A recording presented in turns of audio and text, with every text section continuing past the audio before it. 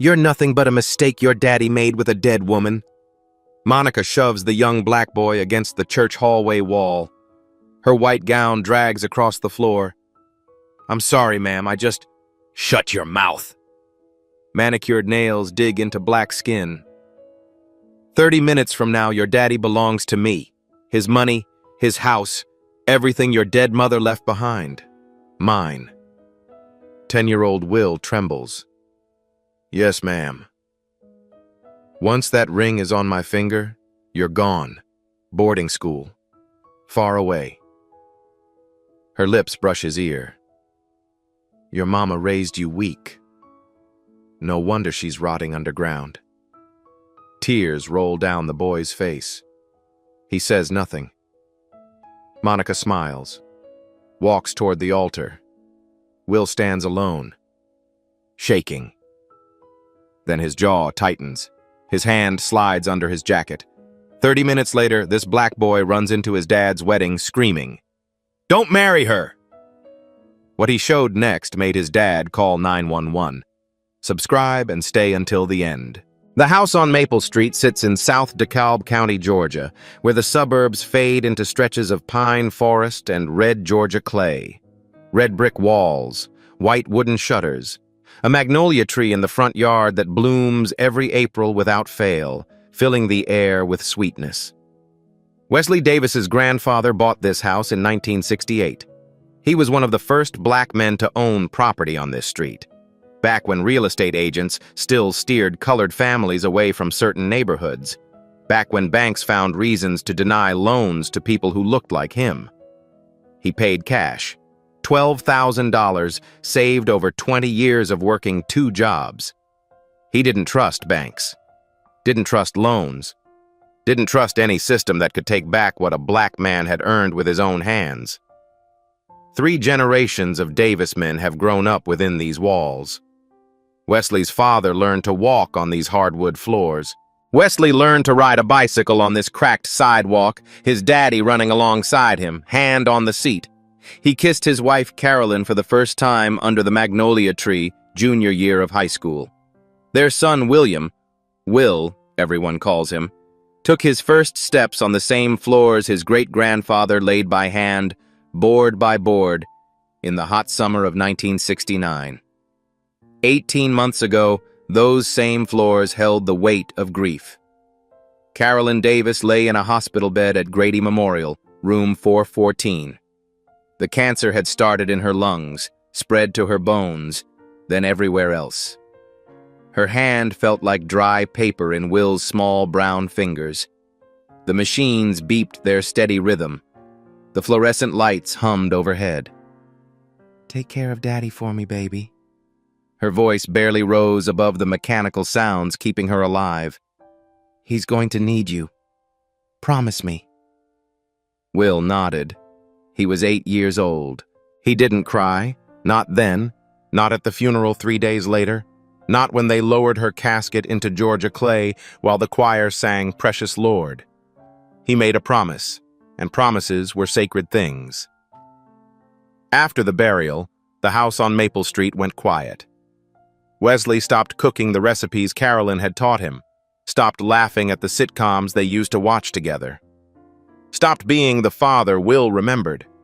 Dinner became pizza boxes eaten in silence, the television filling the space where conversation used to live. Will did his homework alone at the kitchen table where his mother used to help him with fractions, her patient voice guiding him through each problem. 8 months ago, Wesley started attending a grief support group at Ebenezer Baptist Church. The Davis family has worshipped there for 40 years. Baptisms, weddings, funerals, all the milestones of Black Southern life marked within those brick walls. Monica Turner sat in the corner of the fellowship hall that first Tuesday night.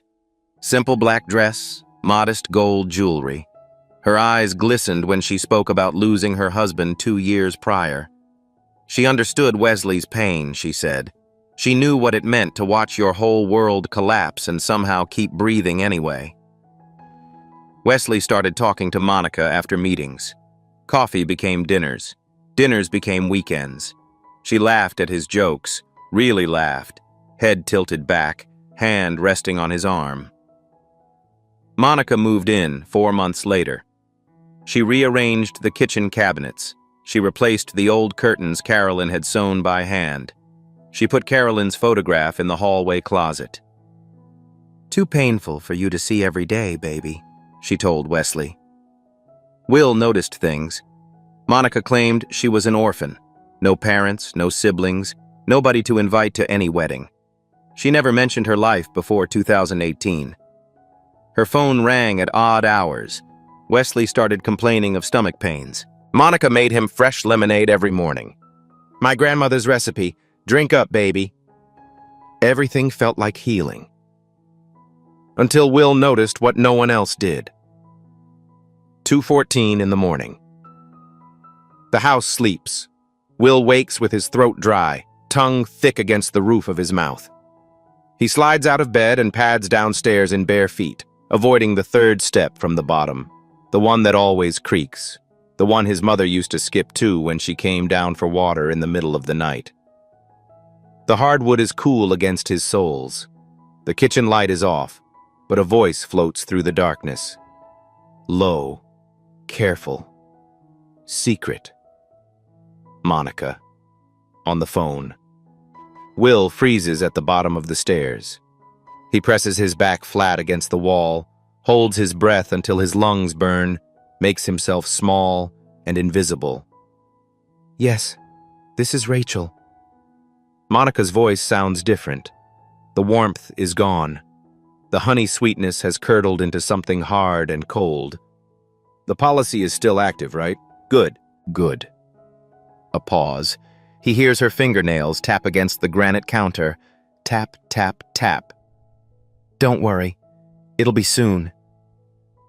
Will's heart slams against his ribs so hard he's certain she can hear it. "Rachel? Her name is Monica." "Monica Rachel Turner," she told them once when filling out some form, but she never uses Rachel, never introduces herself that way. Never. He hears her laugh. A short, sharp sound, nothing like the musical chuckle she performs for Wesley. The phone clicks off. Footsteps move toward the hallway. Will runs. He takes the stairs 2 at a time, his feet silent on the wood, slips into his room, pulls the covers up to his chin. His pulse roars like ocean waves in his ears. Sleep doesn't come. Not that night. Not for many nights after. Morning arrives, gray and humid, thick with the promise of summer storms. The kitchen smells like bacon grease and fresh coffee. Wesley sits at the table, scrolling through work emails on his phone. Monica stands at the stove, humming a hymn from last Sunday's service, the picture of domestic contentment. Will slides into his chair, pours cereal into his bowl with hands that won't quite steady. "Dad?" His voice comes out too loud in the quiet kitchen. Both adults look up. "Who's Rachel?" Wesley's eyebrows furrow. "What?" "Rachel. I heard Monica on the phone last night. She called herself Rachel. She was talking about some policy, and she said, 'It'll be soon.'" Monica turns from the stove. Her spatula drips grease onto the tile floor. She smiles, but something moves behind her eyes, quick and calculating, there and gone in a heartbeat. "Oh, sweetie." She walks over, puts a hand on Will's shoulder. Her fingers press into the muscle, just firm enough to feel like a warning. "Rachel is my middle name. Monica Rachel Turner. I was just talking to the insurance company about adding your daddy to my policy." She squeezes once. "Nothing to worry your head about." Wesley nods, satisfied. "See? Nothing mysterious, son. Monica's just being responsible about our future." Will stares at his cereal. The weight of Monica's hand feels like a brand burning through his shirt. That night, after homework and dinner and the television programs he doesn't really watch, Will pulls a composition notebook from his backpack. Black and white marbled cover, the same kind his mother used to buy him every September for school. He opens to the first blank page, writes the date at the top in careful letters. June 12th. She called herself Rachel on the phone at 2:14 a.m. Said, The policy is still active, and it'll be soon. What policy? Insurance? Soon until what? Over the following days and weeks, the notebook fills with observations. June 15th. M told Dad she grew up in Savannah. Last month, she said Augusta. I remember because I looked up both cities for my Georgia history project. June 18th. She watches me when she thinks I'm not looking. Her smile disappears the second Dad leaves the room. Then it comes back when he returns, like a mask she puts on and takes off. June 21st. Dad's stomach hurts again. 4th time this week. M makes him drink her lemonade every single morning. He always looks worse by evening. The notebook becomes Will's secret history. He hides it beneath his mattress, tucked against the photograph of his mother he rescued from the hallway closet. The boy started keeping a record, and the woman started watching him back. 3 weeks pass. The notebook grows thick with observations, suspicions, questions without answers. Will waits for his moment with the patience of someone much older than 10. Monica leaves every Wednesday afternoon for her hair appointment. Always 3 hours, always alone, always returning with hair that looks exactly the same. Today, Wesley works from home. Will finds his father in the living room, laptop open on the coffee table, scrolling through wedding venue websites. White tents on green lawns, elaborate flower arrangements, string quartets in formal attire. The wedding is 8 weeks away. Dad, I need to talk to you about something important. Wesley looks up from pictures of destination venues in Savannah, sees the notebook clutched in Will's hands. What's that, buddy? Will crosses the room and sits on the old leather couch across from his father. The same couch his parents bought together when they first moved into this house, the one with the cigarette burn on the armrest from Uncle Jerome's visit in 1998. His hands tremble as he holds out the notebook. I need you to read this, please, all of it. Wesley takes the notebook with a puzzled half-smile, opens to the first page, reads. His expression shifts like weather changing. Curiosity becomes confusion. Confusion hardens into something else, something that looks like disappointment or anger. What is this, William? She's lying to us, Dad. I've been writing everything down. The phone call where she used a different name, the way her stories don't match up, the way she watches me when you're not around. You've been spying on her? Wesley's voice rises, filling the living room with sharp edges. On my fiancée? On the woman I'm going to marry? I'm not spying, I'm just paying attention. This is ridiculous. Wesley flips through the pages, his jaw tightening with each entry, each date, each observation. Insurance policies? Secret phone calls? Will, she's trying to be part of this family. She's trying to build something with us. She's trying to love you like a mother. The word hits Will like a physical blow, like a mother, as if anyone could replace Carolyn Davis. Dad, if you would just listen to me. The front door opens, keys jingle in the lock. Monica's voice floats in, bright and warm as Sunday morning.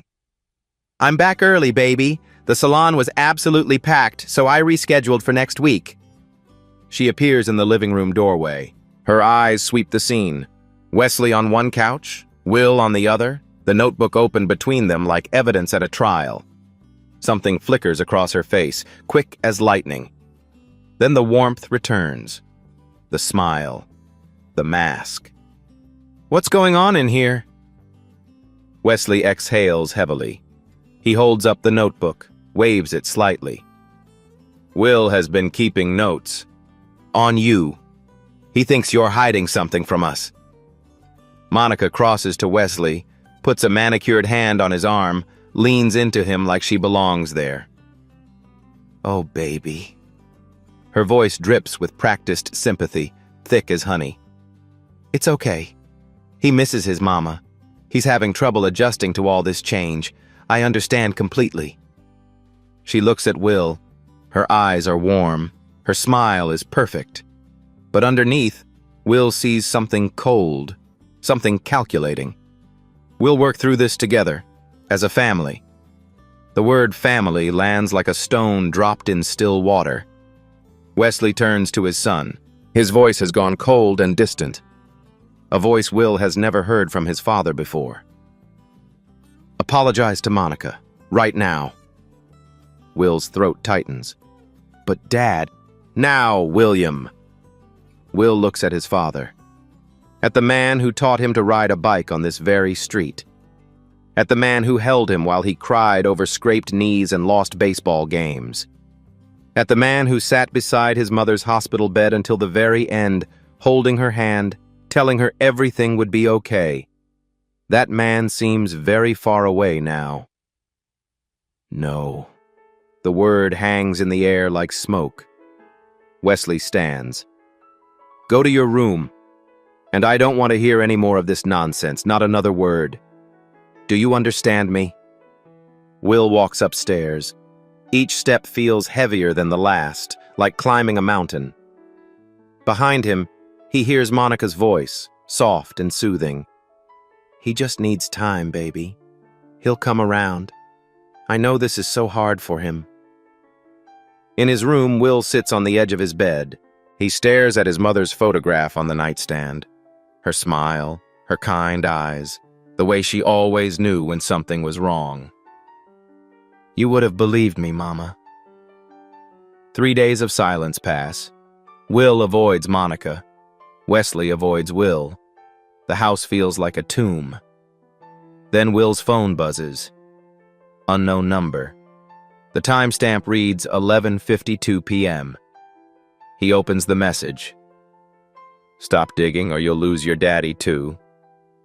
Will's blood turns to ice water in his veins. He screenshots the message immediately, saves it to his iPad with shaking fingers, reads it again and again, each word burning into his brain. Lose your daddy too. The next week, Monica makes her next move. I think Will should go to summer camp, she announces over dinner, speaking to Wesley as if Will isn't sitting right there at the same table. There's a wonderful boarding program in North Carolina, 6 weeks in the mountains, fresh air, new friends, structured activities. He needs space to heal from losing his mother. Wesley nods slowly. Maybe you're right. He has been difficult lately. Will stares at his plate. The food turns to ash in his mouth. Monica wants him gone. Before the wedding, away from his father, unable to interfere. 4 weeks until the ceremony. 4 weeks to prove what he knows. The boy had one chance. He needed someone who would believe. Will remembers Denise Brooks, his mother's best friend since forever. They met freshman year at Spelman College in Atlanta. 2 ambitious young black women from small Georgia towns, both determined to become something bigger than the lives they were born into. They stayed close for 20 years, through graduations and first jobs and weddings and births and everything in between. Denise came to every birthday party Will ever had. She brought the best presents, always books, always exactly the right ones. She sat beside Carolyn through 6 months of chemotherapy, holding the basin when Carolyn couldn't keep anything down. She held Carolyn's hand in the final hours when the morphine took away the pain, but also the words. Now Denise works as a forensic nurse at Emory University Hospital. She examines evidence. She testifies in criminal trials. She knows how to find truth buried beneath lies and silence. Saturday morning. Will tells his father he's going to the public library to work on a summer reading project. Instead, he pedals his bicycle 5 miles through Atlanta heat, through neighborhoods he's never biked alone, all the way to East Atlanta Village. Denise's house is a yellow craftsman bungalow with a wraparound porch covered in potted ferns. Will arrives drenched in sweat, legs burning, chest heaving. He knocks on the yellow door. Denise opens it wearing lavender scrubs, clearly about to leave for a shift. Her eyes widen when she sees him.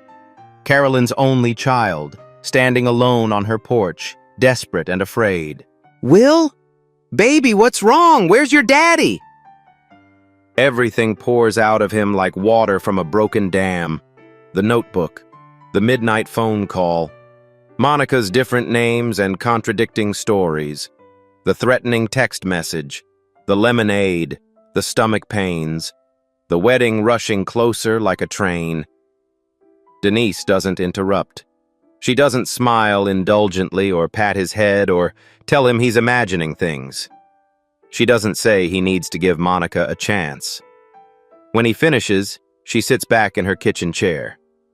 The ceiling fan turns slowly overhead, stirring the warm air. Tell me everything again. Slow, from the very beginning. Will tells her again. Every detail, every observation. Denise takes notes on a yellow legal pad. Her handwriting is neat and precise, professional. Your mama always told me you notice things others miss. Denise looks at him with serious eyes. She was so proud of that. Said you'd make a great detective someday. Something tight in Will's chest loosens. For the first time in weeks, he feels like he can breathe fully.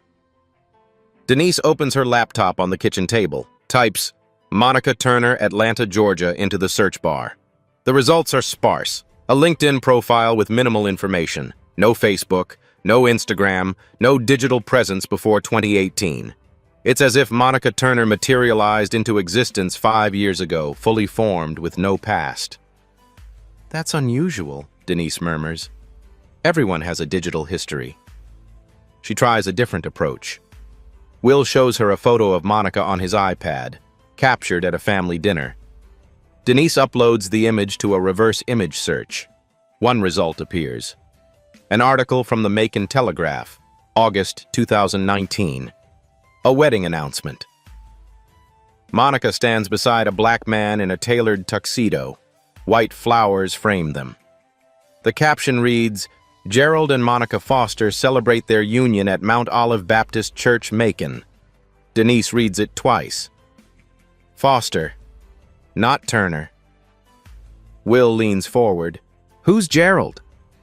Denise scrolls through the brief article. Gerald Anthony Foster, 32, of Macon.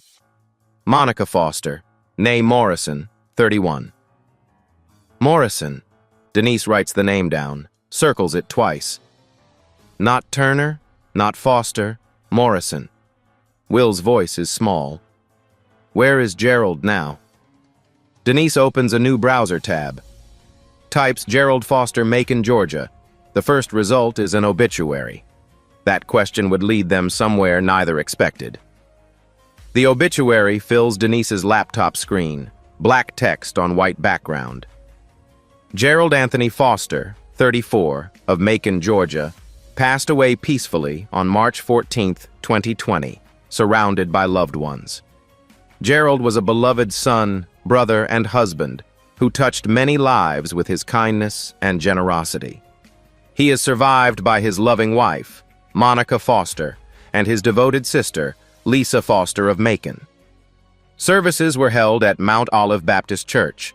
In lieu of flowers, donations may be made to the American Heart Association. Cause of death, cardiac arrest. Will reads the words 3 times, his finger tracing across the screen. He was only 34. That's younger than my dad. Denise scrolls through the obituary again. Her forensic training shows in the way she processes information, systematically, clinically, without letting emotion cloud her analysis. Healthy 34-year-old men don't typically die of sudden cardiac arrest, not without warning signs, not without a documented history of heart problems. She navigates to the Bibb County Superior Court website. Georgia maintains extensive public records online: civil cases, property records, marriage licenses, divorce decrees. Anyone can search them if they know where to look and what to look for. The results load in seconds. Case number 2020 CV 4412. Lisa Foster, plaintiff, versus Monica Foster, defendant.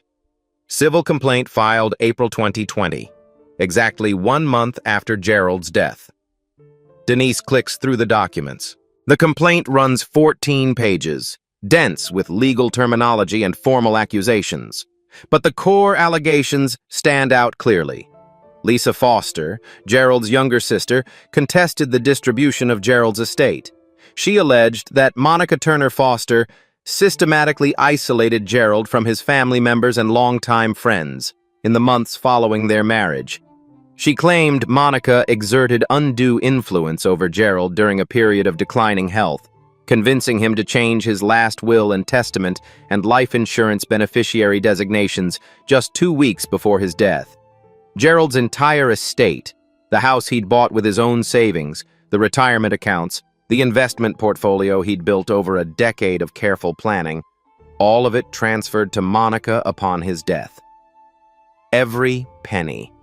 The life insurance policy, valued at $750,000, paid out to Monica as sole beneficiary within 60 days. The case was settled out of court 4 months later. Terms: confidential. Lisa Foster received an undisclosed sum, and a gag order prevented her from discussing the details of the settlement publicly. Monica vanished from Macon shortly after the ink dried on those documents, changed her name back to Turner, relocated to Atlanta, started fresh with $750,000 and no past anyone could trace. She took everything, Denise says quietly. Then she disappeared like smoke in the wind. Will processes this information. His voice wavers slightly. But Gerald is just one person. Maybe it really was a heart attack. Maybe Lisa was just angry about the money. Maybe it's all a coincidence. Denise shakes her head slowly. Then we need to establish whether there's a pattern. 1 unexpected death might be tragedy. 2 unexpected deaths start to look like something else entirely. She searches for Lisa Foster on social media, Facebook, Instagram, LinkedIn, professional directories.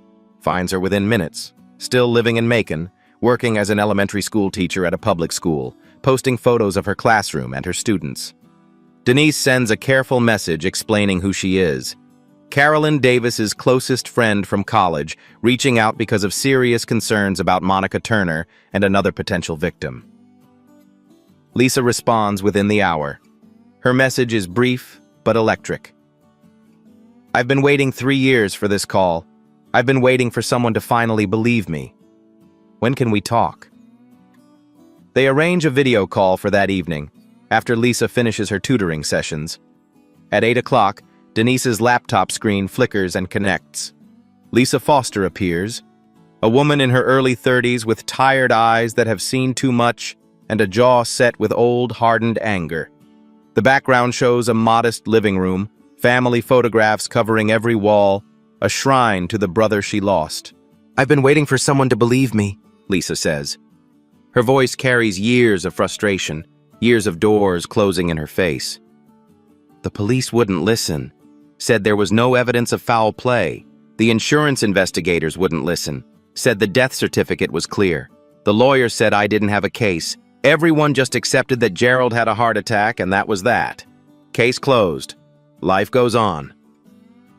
Denise records the conversation with Lisa's explicit permission, explaining it might be needed later. The recording runs 14 minutes and 23 seconds. Lisa describes her brother in vivid, loving detail. Gerald was healthy, obsessively so. He ran marathons every year, had completed 2 Ironman triathlons, tracked his nutrition with apps and spreadsheets. His annual physicals showed perfect cardiac function, 0 family history of heart disease, 0 warning signs whatsoever. Then he married Monica. She isolated him from everyone who loved him, Lisa says, her voice tight with remembered anger. Convinced him that I was jealous of his success, that our parents were too controlling, that his old friends were holding him back from his potential.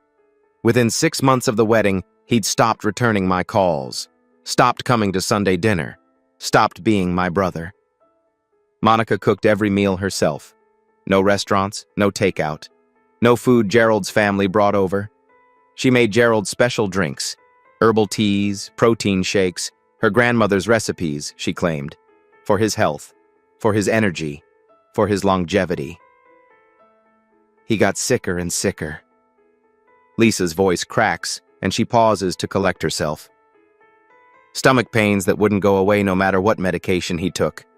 Fatigue so bad he could barely work by the end. Confusion, memory problems, trouble concentrating. The doctors ran test after test but couldn't find anything specific. They said it was stress. They said it was burnout from working too hard. Lisa wipes her eyes with the back of her hand. The doctors never tested for poison. Why would they? She was his devoted wife. She brought him to every single appointment. She held his hand while they drew blood. She cried in the waiting room. Nobody suspected her. Not for a second. Will sits frozen in Denise's kitchen, watching this woman on the screen describe exactly what is happening to his father right now in real time. The stomach pains, the fatigue, the special drinks every morning, the slow, mysterious decline that doctors can't explain. After the call ends, Denise keeps searching. Monica Turner, Monica Foster, Monica Morrison, cross-referenced with Atlanta, Georgia, 2021, 2022. Another obituary surfaces. Raymond Ellis, 41, of Atlanta, Georgia, died tragically on August 15, 2022, in a drowning accident at Lake Lanier. He is survived by his loving wife, Monica Ellis, and his colleagues at Ellis Financial Services. Denise pulls up marriage license records. Monica Turner married Raymond Ellis in September 2021 at a small ceremony at the Fulton County Courthouse. She was listed as sole beneficiary on his life insurance policy, $500,000, paid out within 90 days of his death. 2 husbands, both dead within 18 months of their wedding days. Both deaths ruled accidental or natural causes. Both left Monica everything. Raymond Ellis, 11 months of marriage, then drowning. Gerald Foster, 14 months of marriage, then cardiac arrest. Wesley Davis, 8 months and counting. Wedding in 3 weeks. She's killing them, Will whispers. She marries them, she poisons them, and she collects the insurance money. It's what she does. Denise nods slowly. The evidence suggests a clear pattern, but patterns aren't proof. The police won't arrest someone based on circumstantial connections, no matter how damning they appear. We need hard evidence that she's actively harming your father right now. Will thinks about the lemonade in their refrigerator, the special recipe. Then we get evidence. If you've ever been told you're overreacting when you knew something was wrong, drop a comment below. Let's see how many of us there are. They were close to the truth, but Monica was closer than they knew. Monica notices the phone calls first. Wesley mentions it casually over dinner, passing the mashed potatoes, not looking up from his plate. Denise keeps calling me. Carol's old friend from their Spelman days. Says she wants to meet up, talk about something important. Monica's fork pauses mid-air. Just a fraction of a second. So brief that Wesley doesn't notice. But Will notices. Will notices everything now. Then the mask slides back into place. That woman never did like me, baby. Monica shakes her head with practiced sympathy. I could tell from her energy at the funeral. Very judgmental. Very territorial about Carolyn's memory. She reaches across the table, touches Wesley's hand with her manicured fingers. Don't let her poison your mind against us. We're about to become a real family. Wesley cancels his meeting with Denise, sends a polite text explaining, Monica thinks we should focus on the wedding right now. Maybe we can catch up after the honeymoon? But Denise doesn't retreat. She's spent too many years in emergency rooms and courtrooms to back down from threats. Wednesday afternoon. Emory University Hospital parking garage, level 3. Fluorescent lights buzz overhead. Denise walks toward her car after a 12-hour shift, keys in hand, mind still processing Will's evidence. A white sedan is parked beside her Honda Civic. Monica Turner leans against the driver's door. Red dress, crossed arms, face pleasant as a church greeting, eyes flat and cold as river stones. Denise Brooks. Denise stops, positions her keys between her fingers the way she learned in self-defense class, stays alert. Monica, I'm going to be direct with you. Monica pushes off the car, takes 2 deliberate steps closer. Her heels echo in the concrete garage. I don't know what lies that troubled little boy has been feeding you, but I strongly suggest you stay out of our family's private business. Her voice hardens, drops lower. I will sue you for harassment and defamation. I will contact your hospital administration and file formal complaints. I will make absolutely certain you never work in this city, in this state, again. Denise doesn't retreat. She's faced down violent patients and grieving families and defense attorneys trying to discredit her testimony. This suburban predator doesn't scare her. 2 husbands dead, Monica. 2. Both within 18 months of marrying you. Both left you hundreds of thousands of dollars. That's not coincidence. That's not bad luck. That's a pattern. Monica tilts her head. Her smile widens but doesn't warm. The effect is unsettling, like watching a snake unhinge its jaw. Accidents happen every single day, Denise. Terrible, tragic accidents. Hearts fail. People drown. The world is full of dangers. She steps closer still, close enough that Denise can smell her perfume. Gardenias layered over something chemical. Something wrong. Be very careful you don't have an accident yourself. Monica turns and walks away. Her heels click against the concrete like a metronome counting down. Denise watches her go. Her hands are steady. Her resolve has only strengthened. That evening, Monica returns home warm and glowing. She cooks Wesley's favorite meal. Smothered pork chops with rice and gravy, green beans with ham hocks, the southern comfort food she claims came from her grandmother. She pours wine. She lights candles. She plays jazz softly on the Bluetooth speaker. "Baby," she says over dessert, voice sweet as the pecan pie she made from scratch. "I've been thinking, why should we wait another whole month? I love you so much. I don't want to spend another single day not being your wife." Wesley smiles, clearly touched. "You want to move up the wedding?" "More than anything in this entire world." The wedding date shifts. 4 weeks becomes 5 days. Will overhears them from the upstairs hallway, crouched low by the banister, barely breathing. 5 days until his father marries a murderer.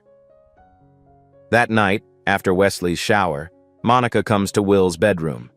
She closes the door softly behind her. The water pipes still hum through the walls. Will lies in bed, pretending to read a book about dinosaurs. His iPad is hidden under his pillow, voice memo app recording every sound. Monica sits on the edge of his mattress. Her weight shifts the bed toward her. "I know what you've been doing." Her voice is soft, almost gentle, almost loving. "You and that woman, digging around in things that don't concern you." Will doesn't respond. His heart pounds so loud he's sure she can hear it through his chest. "You think you're clever, don't you?" Monica leans closer. Her breath is warm against his face. "But you're just a child. And children don't win against adults. That's not how the real world works." She straightens up, smooths her dress over her knees, looks at him with eyes that hold no warmth at all. "Your daddy chose me, not you. And if you keep making trouble, keep spreading lies." Her voice drops to a whisper. "You're going to end up all alone. No daddy, no family, no nobody. Just like me." She stands, walks to the door, pauses. "Sleep tight, sweetie." The door clicks shut. Will saves the recording with trembling fingers. 5 days. He has 5 days to save his father's life. 3 days before the wedding. Will sits on his bed in darkness. The iPad screen has gone black. The notebook lies closed on his desk, filled with observations that no one will read. Outside his window, crickets sing their endless summer song, indifferent to his despair. He feels emptied out, hollowed, like someone has reached inside him and scooped out everything that matters, leaving only the shell of a boy behind. He picks up his mother's photograph from the nightstand, studies her face in the pale light filtering through the curtains, her smile, wide and genuine, the kind that made everyone around her feel important. Her eyes, warm brown and full of the love she had for him. Her hand, resting on his shoulder in the picture, steady and sure, and always there when he needed her. "I tried, Mama." His voice barely makes a sound in the quiet room. "I tried everything I could think of. Nobody believes me. Dad thinks I'm crazy. Monica is going to win." He remembers her last days with painful clarity. The hospital room that smelled like industrial cleaner and dying flowers. The machines that beeped and hummed in steady rhythm, keeping count of heartbeats that were running out. Her hand in his, growing lighter every single day, the bones more visible beneath paper-thin skin. "Take care of Daddy for me, baby. Promise me." The words echo in his mind, carved there forever. But Daddy doesn't want to be taken care of. Tears slide down Will's cheeks now, hot and unstoppable, dripping onto his mother's photographed face. He wants her. He chose her over me. Over you. Over everything. He cries like he hasn't cried since the funeral 18 months ago. Deep, shaking sobs that he muffles with his pillow so nobody hears. The kind of crying that steals your breath and leaves you gasping. The kind that feels like it might never stop, like there's an ocean of grief inside him and it's all pouring out at once. Maybe he should give up. Maybe he's wrong about everything.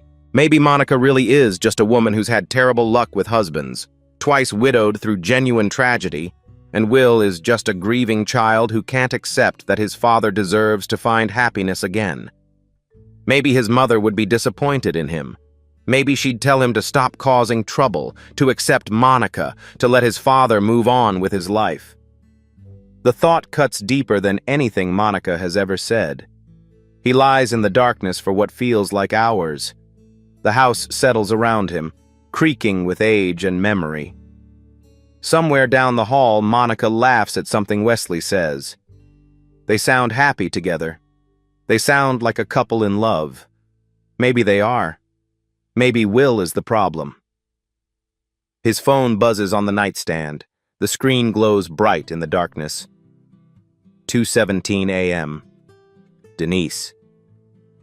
Will almost doesn't answer. Almost lets it ring out to voicemail. Almost gives in to the exhaustion and the doubt and the crushing weight of being a 10-year-old child fighting against the entire adult world. But he made a promise to his dying mother, and promises are sacred things. He picks up the phone. "Hello?" "Will." Denise's voice is urgent, breathless, alive with something that sounds like hope. "I know it's late. I know you must be exhausted. But I need you to listen very carefully. I got the test results back." Will sits up in bed, suddenly wide awake. "Test results? What test?" A pause. He hears Denise take a breath. "Last week, when I came to your house for dinner. Remember? Monica wasn't home yet." Denise speaks carefully, precisely. "While I was getting water in the kitchen, I took a small sample from the lemonade pitcher, the one Monica makes special for your father every morning." Silence stretches between them. Would you have given up or kept going? Tell me in the comments. The results came back an hour ago, and they changed everything. Denise reads the toxicology report over the phone, her voice steady and clinical. "Ethylene glycol, detected in the sample. Concentration is low, consistent with gradual, chronic exposure over a period of several months." Will grips the phone so hard his knuckles ache. "What does that mean? What is ethylene glycol?" "It's antifreeze, Will. The green liquid people put in car radiators to keep engines from overheating." Denise's voice is calm, but carries the weight of what she's saying. "It has a sweet taste, almost like candy. You can't detect it in something like lemonade or sweet tea. In small doses taken regularly over time, it destroys your kidneys and your liver. It mimics other medical conditions: fatigue, stomach pain, nausea, confusion. Doctors miss it constantly because they're not looking for it.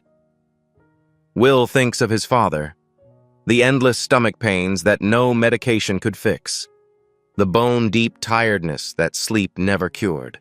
The way Wesley has looked thinner, grayer, older with each passing week. She's poisoning him. Yes, slowly and deliberately. The same way she likely poisoned Gerald Foster, the same way she probably poisoned Raymond Ellis. Your father is next on her list, and the wedding would seal his fate. Will is already out of bed, pacing the small length of his room in the darkness. We have to call the police right now. Tonight. They have to arrest her before the wedding. Denise sighs heavily. I already called Detective Harris at Atlanta Police Department, told him everything we've found. And? He said the sample could be contaminated. I collected it from your refrigerator without authorization, without proper chain of custody, without documentation. A defense attorney would tear it apart in court. He said he needs more concrete evidence before he can make any arrests. The wedding is in 3 days! Will's voice rises with panic, cracking on the last word. I know. Believe me, I know. Denise sounds as frustrated as he feels. The system moves slowly, and Monica moves fast. She's been doing this for years. She knows how to stay ahead of suspicion. Will stops pacing, stands at his window, looking out at the dark street, the sleeping houses, the magnolia tree his mother loved standing silver in the moonlight. An idea forms. Dangerous, desperate, maybe crazy. What if I show Dad everything at the wedding? What do you mean? In front of everyone, all the guests, all the witnesses, all the people who've known our family for years. If I play the recordings, show the documents, explain the pattern, she can't lie her way out when 200 people are watching and listening. Dad will have to believe me then. Will, that's extremely risky. She's dangerous.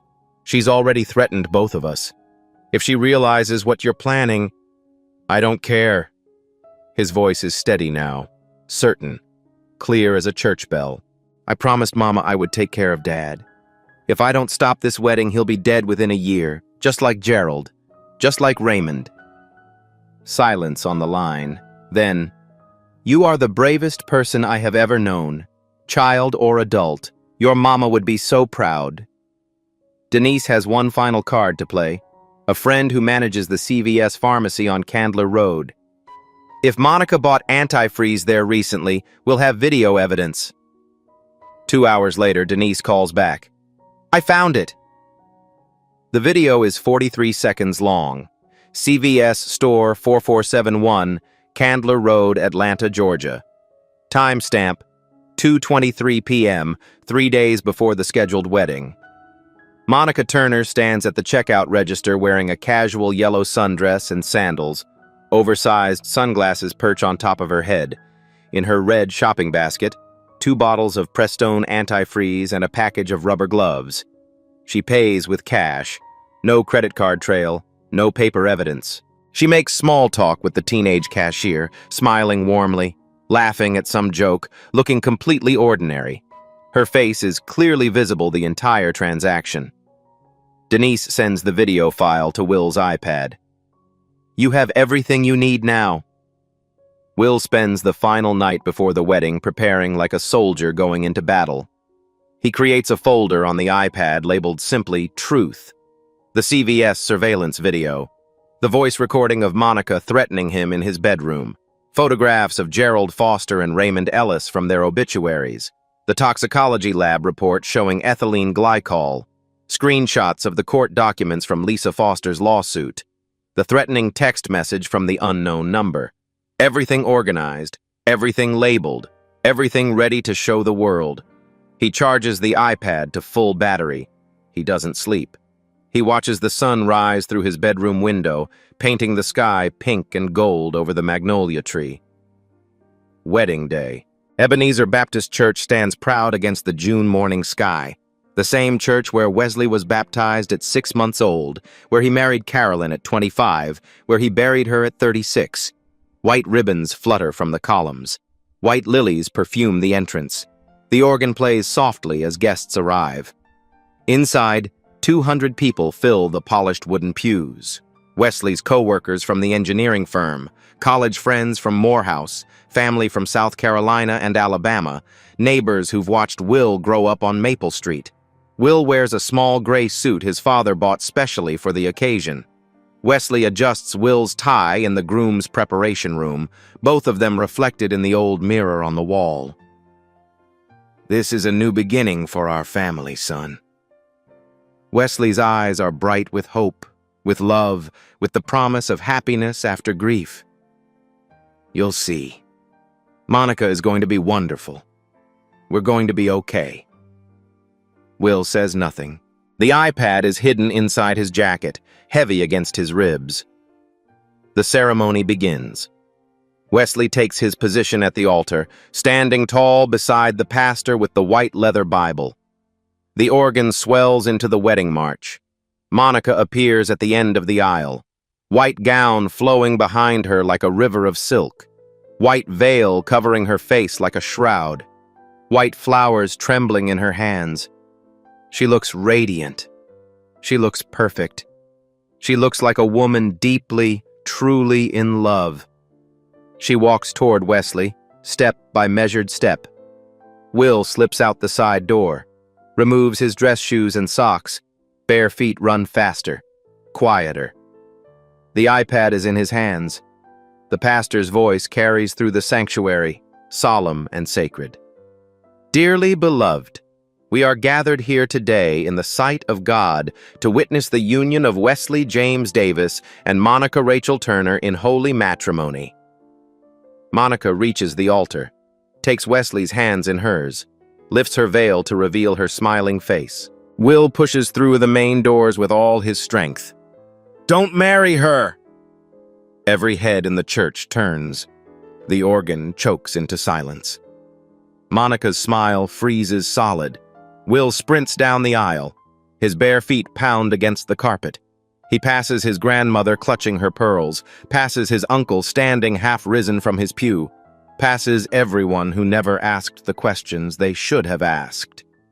He reaches the altar, holds up the iPad like a shield, like a weapon, like salvation. "Watch, Dad. Please, just watch."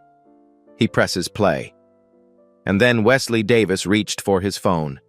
The CVS video fills the iPad screen.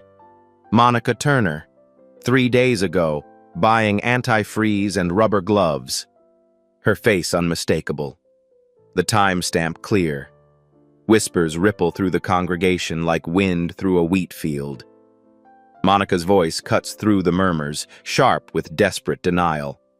"That's not... I bought that for my car. The radiator was overheating. It's completely innocent." Will opens the next file, the voice recording from his bedroom. Monica's own voice echoes through the sacred space, bouncing off the vaulted ceiling.